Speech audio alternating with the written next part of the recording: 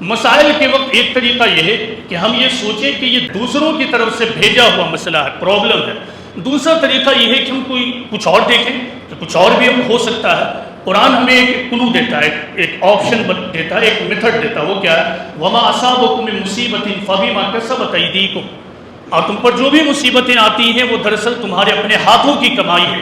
اب اتنی صاف اور واضح بات ہونے کے باوجود اگر ہم مسئلے اور پرابلمس کو دوسروں کی طرف سے محض سمجھ کر فریق ثانی کے خلاف ہم اقدام کرنا اپنے لیے درست سمجھیں تو پھر قرآن تو اس کی اگینسٹ جاتا ہے۔ قرآن کہتا مسئلہ تمہاری طرف سے، جو بھی پرابلم ہے اس کی جڑ میں تم ہو۔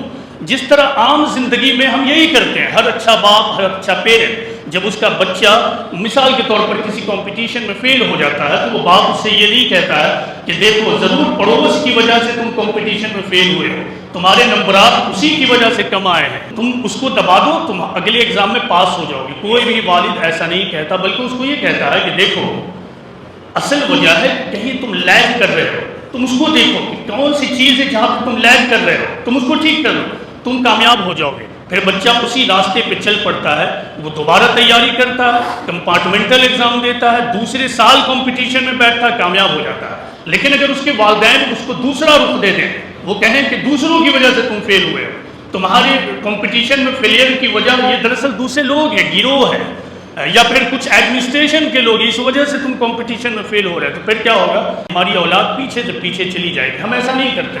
یہی اصول قوموں کی زندگی میں ہے کہ قوموں کو چاہیے کہ مسائل کے وقت وہ اپنا محاسبہ کرے، وہ اپنا انٹروسپیکشن کرے اور دیکھے کہ ہم میں کہاں پرابلم ہے۔ جو قوم اپنی اصلاح کر لے، اپنے پرابلم کے وقت اپنے روٹ کاز کو ڈسکور کر لے، اس قوم کو کامیابی سے کوئی بھی نہیں روک سکتا ہے۔